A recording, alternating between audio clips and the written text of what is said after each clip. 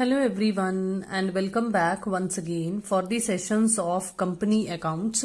हम company accounts में issue of debentures वाला चैप्टर कवर कर रहे हैं। आई होप कि हमने अभी तक जितने सेशंस कवर अप किए हैं वो आपको बहुत अच्छे तरीके से क्लियर रहे।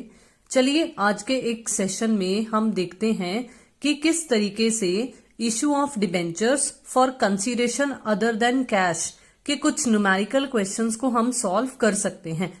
तो आज का जो वेरी फर्स्ट क्वेश्चन है वो है क्वेश्चन नंबर 13, जो कि मेरे पास डीके गोयल के अकॉर्डिंगली जो सीबीएसई का सिलेबस कवर कर रही है उसमें पेज नंबर 8.47 पर हमारे पास अवेलेबल है।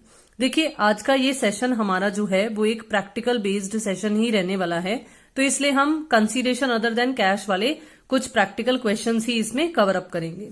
Let's read the question. Gunjan Limited purchased a running business from Vrindavan Limited for a sum of ₹25 lakh। तो ये आपको परचेज कंसीडरेशन बताया हुआ है। Payable 4 lakh by check and for the balance issued 8% debentures of ₹100 each at a premium of 5%। तो आपको ये बता दिया कि बदले में डिबेंचर्स इशू किए हैं, फेस वैल्यू भी बता दी है और प्रीमियम की परसेंटेज भी बता दी है। आपको एसेट्स एंड लाइबिलिटीज, क्योंकि रनिंग बिजनेस परचेज किया है ना, तो कुछ एसेट्स हैं और कुछ लाइबिलिटीज हैं। अगर आप ध्यान से देखो तो लैंड से लेकर स्टॉक तक जो है वो सारी की सारी एसेट्स हैं और एसेट्स का हमें पता है कि क्या बैलेंस होता है, डेबिट बैलेंस होता है।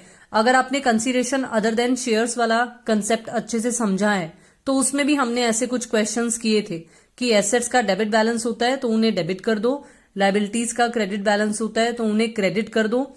परचेज कंसीडरेशन से जो क्रेडिटर है वो क्रेडिट हो जाएगा, मतलब जिससे हमने परचेज की है उसको हम क्रेडिट कर देंगे from the amount of purchase consideration. और बाकी अगर दिया हुआ हो ये परचेज कंसीडरेशन तो जब हम बैलेंसिंग करेंगे देखेंगे कि डेबिट का टोटल क्रेडिट के टोटल के बराबर आ रहा है या नहीं। अगर आए तो वेल एंड गुड है, मतलब बराबर आ जाए तो ठीक है। अगर बराबर नहीं आता है, अगर बैलेंस नहीं करता है तो आपको पता है कि गुडविल या कैपिटल रिजर्व एक बैलेंसिंग फिगर की फॉर्म में निकलते हैं।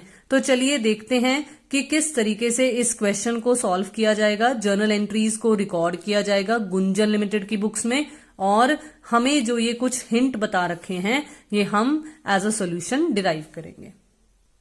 देखिए ये जो वेरी फर्स्ट क्वेश्चन है ना आज के इस सेशन का, वो मैंने आपको बिल्कुल उसी तरीके से ही अटेम्प्ट कर दिखाया है जैसा आपने एग्जाम्स में करना है। मतलब आपने परफॉर्मा बनाना है, ऊपर लिखना है journal entries in the books of Gunjan limited, फिर उसके बाद आपने फर्स्ट जर्नल एंट्री जो है वो करनी है। क्योंकि हमें इस क्वेश्चन में कोई पर्टिकुलर डेट नहीं दी हुई तो हमने डेट कॉलम में क्वेश्चन मार्क लिख दिया है। रेस्ट आप देख सकते हो कि जितनी एसेट्स थी लैंड एंड बिल्डिंग से लेकर स्टॉक तक उन सबको मैंने डेबिट कर दिया है। क्रेडिटर्स हमारी लाइबिलिटी थे तो मैंने उन्हें क्रेडिट कर दिया है। अभी अभी आपको बताया कि वृंदावन लिमिटेड जो है वो परचेज कंसीडरेशन से क्रेडिट हो जाएगा और जब हम डेबिट का टोटल लगाएंगे तो वो हमारे पास 29,40,000 आएगा। और बिल्कुल इसी तरीके से जब हम क्रेडिटर्स और वृंदावन लिमिटेड का ये अमाउंट जो है इनका टोटल करेंगे तो ये हमारे पास 26,20,000 आएगा। अब आपको देखने पे बहुत पता चल गया कि हमें डेबिट साइड ज्यादा है और हमारी जो क्रेडिट साइड है वो कम है। तो दैट मीन्स हमारी क्रेडिट साइड पर एक बैलेंसिंग फिगर निकलेगी जिसे हम कैपिटल रिजर्व का नाम देंगे 3,20,000। और बहुत ही आसानी से हम इसकी नरेशन भी लिख देंगे, purchased running business from Vrindavan limited. ठीक है, अब देखो वृंदावन लिमिटेड यहां पर क्रेडिट हुआ था, हमारा क्रेडिटर बना था। अब हम वृंदावन लिमिटेड को क्या कर रहे हैं, पेमेंट कर रहे हैं। और पेमेंट दो मोड से हो रही है, एक तो चेक जारी किया जा रहा है और एक डिबेंचर्स इशू किए जा रहे हैं और वो भी प्रीमियम पर। ठीक है, अब देखो बहुत ही ध्यान से मैंने आपको इस पर्टिकुलर क्वेश्चन में ये दोनों जो ऑप्शंस हैं कंबाइन कर एक एंट्री की फॉर्म में पेश किए हैं। लेकिन अगर आप चाहो तो अलग अलग जर्नल एंट्री भी पास की जा सकती हैं, दो अलग अलग एंट्रीज। मतलब चेक जारी करने के लिए अलग से कर दो Vrindavan limited account debit to bank 4 lakh 4 lakh, फिर उसके बाद डिबेंचर्स जारी करने के लिए अलग से जर्नल एंट्री पास कर दो। लेकिन अगर आप ऐसे कंबाइन भी अगर पास कर दोगे, अगर डेट्स का कोई डिफरेंस नहीं है तो कोई प्रॉब्लम नहीं है, ऐसे कंबाइंड एंट्री भी पास की जा सकती है। लेकिन अब देखो, ये तो बहुत ही आसानी से पता चल गया कि हमने जितनी पेमेंट बैंक के थ्रू मतलब चेक जारी कर की है, उसके लिए तो हम बैंक अकाउंट को क्रेडिट कर रहे हैं 4 लाख। लेकिन डिबेंचर्स कितने जारी करने हैं, अब ये पता लगाने के लिए आपको पता है कि हमें छोटे से वर्किंग नोट्स बनाने पड़ते हैं, जो कि कुछ इस तरीके से बनते हैं, जिसमें हमें number of debentures to be issued निकालना होता है और जिसका फॉर्मूला होता है amount to be paid divided by issue price. तो देखो, यहां मैंने आपको अमाउंट टू बी पेड बताया है कि कैसे निकलेगा। टोटल 25 लाख था, जिसमें से 4 लाख हम चेक जारी कर पेमेंट कर चुके हैं, तो माइनस कर दो 21 lakh. Issue price 100 face value है और 5% का प्रीमियम है। और मैंने आपको बहुत बार बताया है कि हमेशा जो भी परसेंटेज दी हुई हो उसे फेस वैल्यू पर लगाते हैं। तो 100 का 5% अगर निकालेंगे तो 5 रुपए निकलेगा। 100 + 5 105 आपका इशू प्राइस निकल आएगा। और जब आप 21 लाख को 105 से डिवाइड करोगे तो आपके पास 20,000 डिबेंचर्स निकल आएंगे। अब देखो, बहुत ही सिंपल है। आपको पता है कि डिबेंचर्स में हमेशा फेस वैल्यू आती है, तो आप क्या करोगे, 20,000 मल्टीप्लाई बाय 100, क्योंकि फेस वैल्यू 100 है, तो आप 20 लाख लिख दोगे डिबेंचर्स में और 20,000 मल्टीप्लाई बाय 5, क्योंकि 5 रुपीज का प्रीमियम है, तो आप 2 securities premium reserve account credit कर दोगे फ्रॉम दी अमाउंट या विद दी अमाउंट 1 लाख। और कुछ इस तरीके से नरेशन लिख ली जाएगी कि payment by cheque and through the issue of debentures made to Vrindavan limited. तो कुछ इस तरीके से ये पर्टिकुलर क्वेश्चन जो है हमारा वो कंप्लीट हो जाएगा। आई होप कि आपको बहुत आसानी से समझ में आ गया। चलिए अब देखते हैं हमारे आज के इस सेशन का नेक्स्ट क्वेश्चन। नेक्स्ट पेज पर हमारे पास ये क्वेश्चन नंबर 16 अवेलेबल है, which is X purchased a building for rupees 40 lakh, payable as 25% in cash and balance by the allotment of 7% debentures of 500 each at a premium of 20%.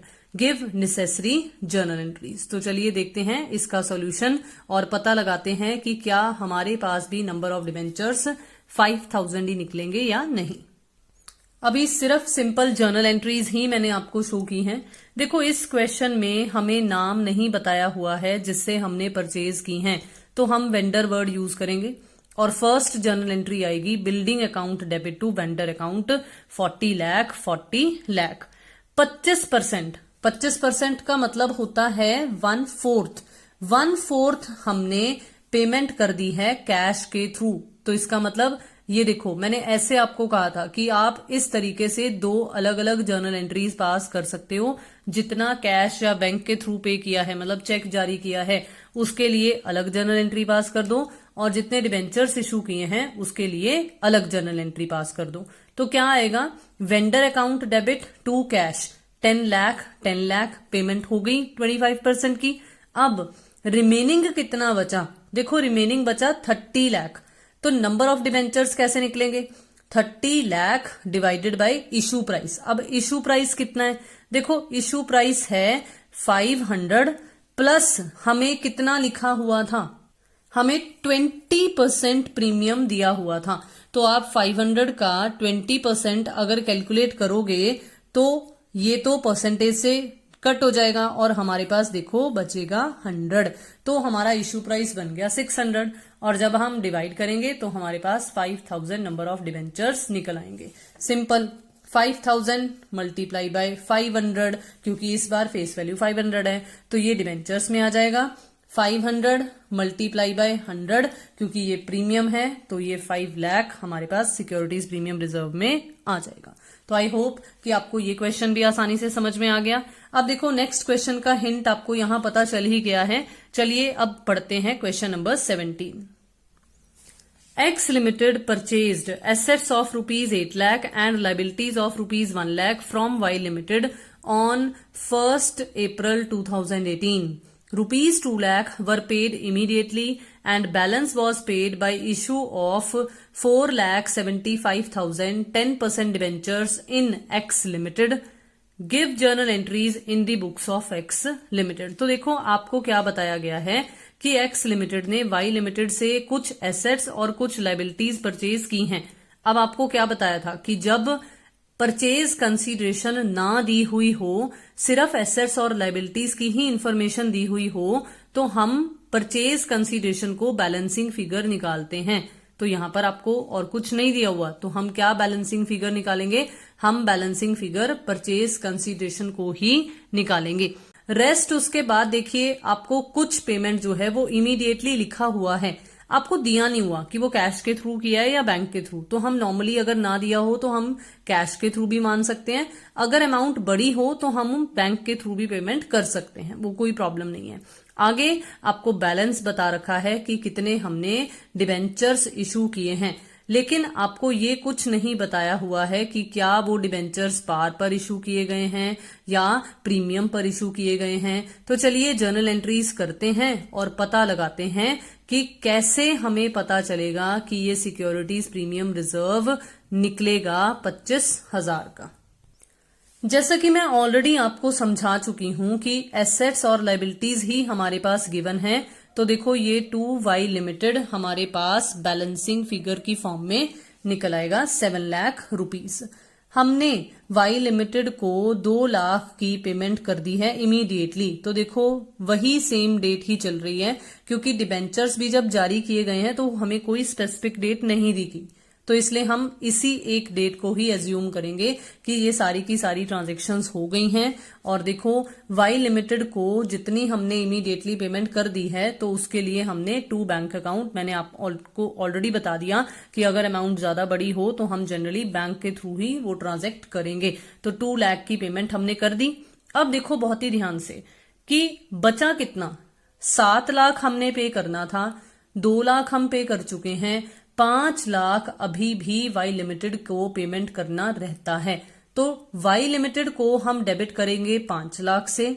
हमें दिया हुआ था कि debentures 10% rate of interest वाले हैं, तो 10% debentures account हमने credit कर दिया। अब हमने कितने के डिबेंचर्स जारी किए हैं वो हमें क्वेश्चन में दिया हुआ था 4,75,000। अब आप खुद सोचकर देखो, जब डेबिट साइड ज्यादा हो, क्रेडिट साइड पर जो डिबेंचर्स हैं वो कम अमाउंट से क्रेडिट हो रहे हैं, तो क्रेडिट साइड पर ही कुछ बैलेंसिंग फिगर निकलेगी। और जब भी डिबेंचर्स प्रीमियम पर इशू होते हैं तो यहां पर सिक्योरिटीज प्रीमियम रिजर्व क्रेडिट होता है। नहीं तो अगर डेबिट साइड कम होती, हमारी ये क्रेडिट साइड ज्यादा होती, तो कोई बैलेंसिंग फिगर जो है वो डेबिट साइड पर निकलती, जिसे हम डिस्काउंट का नाम दे देते। तो इसीलिए क्योंकि डेबिट साइड ज्यादा है, क्रेडिट साइड कम है, और क्रेडिट साइड पर सिक्योरिटीज प्रीमियम रिजर्व अकाउंट को एज अ बैलेंसिंग फिगर 25,000 निकाला गया है। तो मुझे उम्मीद है कि ये पर्टिकुलर क्वेश्चन भी आपको जरूर समझ में आ गया। चलिए अब बढ़ते हैं इस सेशन के लास्ट क्वेश्चन की तरफ। देखो आज के सेशन का जो लास्ट क्वेश्चन है वो है question number 19। Disha limited purchased machinery from Nisha limited and paid to Nisha limited as follows. अब कैसे पेमेंट की है? By issuing 10,000 equity shares of ₹10 each at a premium of 10%, by issuing 209% debentures of 100 each at a discount of 10%। Balance जो है उसके लिए bills of exchange accept किया गया है 50,000 का, जो कि आफ्टर 1 मंथ पेबल बनेगा। लेकिन बनकर तो अभी तैयार हो गया ना। अब देखो बहुत ही ध्यान से, क्या आपको इस क्वेश्चन में मशीनरी थी कितने की, क्या ये बताया हुआ है? क्योंकि पहली एंट्री तो मशीनरी परचेज करने वाली होगी ना, machinery account debit to vendor, और वेंडर का नाम निशा लिमिटेड लिखा हुआ है यहाँ पर इस क्वेश्चन में। तो इसका मतलब हमें कुछ वर्किंग नोट्स पहले बनाने पड़ेंगे, पहले फाइंड आउट करना पड़ेगा कि मशीनरी की वैल्यू कितनी बनेगी। आपको यहाँ हिंट में दिया भी हुआ है, आंसर में दिया हुआ है। चलिए हम वर्किंग नोट्स बनाते हैं और पता लगाते हैं और फिर देखते हैं कि कैसे जर्नल एंट्रीज की जाएंगी।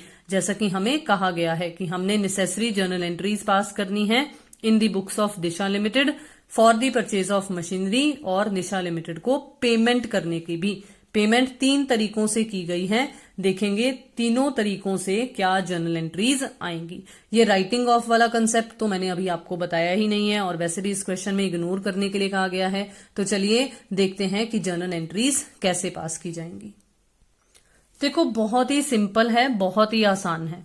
सबसे पहले हम क्या करेंगे, हमें नंबर 1 पर गिवन था इक्विटी शेयर्स, और इक्विटी शेयर्स इशू हुए थे प्रीमियम पर।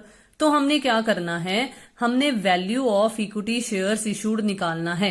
वैल्यू ऑफ इक्विटी शेयर्स में ये है फेस वैल्यू और ये है प्रीमियम 10%। तो हमने क्या करना है, 1 लाख में 10,000 प्रीमियम ऐड कर ये वैल्यू निकाल ली, जो कि हमारे पास आई 1,10,000। बिल्कुल ऐसे ही हम निकालेंगे डिबेंचर्स की वैल्यू, लेकिन डिबेंचर्स जो इशू हुए थे वो हुए थे डिस्काउंट पर इशू। तो हमने क्या किया, जैसे प्रीमियम ऐड किया था बिल्कुल उसी तरीके से ही हमने डिस्काउंट यहां पर माइनस कर दिया। 200 नंबर ऑफ डिबेंचर्स हमें दिए हुए थे, 100 फेस वैल्यू थी, तो कितना आ गया 20,000। माइनस कर दो उसमें से डिस्काउंट, 2,000 माइनस कर देंगे 10%, तो हमारे पास यहां पर निकल आएगा 18,000। लास्ट हमें बिल्स ऑफ एक्सचेंज बताया हुआ था 50,000 का, तो ये एज इट इज आ जाएगा। और आप देख सकते हो कि अब तीनों को टोटल करने के बाद बिल्कुल वही मशीनरी की वैल्यू निकली है जो कि आपको हिंट में बताया गया था। चलिए अब देखते हैं कि जर्नल एंट्रीज कैसे होंगी। देखो वेरी फर्स्ट एंट्री क्या है, वेरी फर्स्ट एंट्री है मशीनरी को परचेज करने की एंट्री, जो कि होगी machinery account debit to Nisha limited 1,78,000 1,78,000।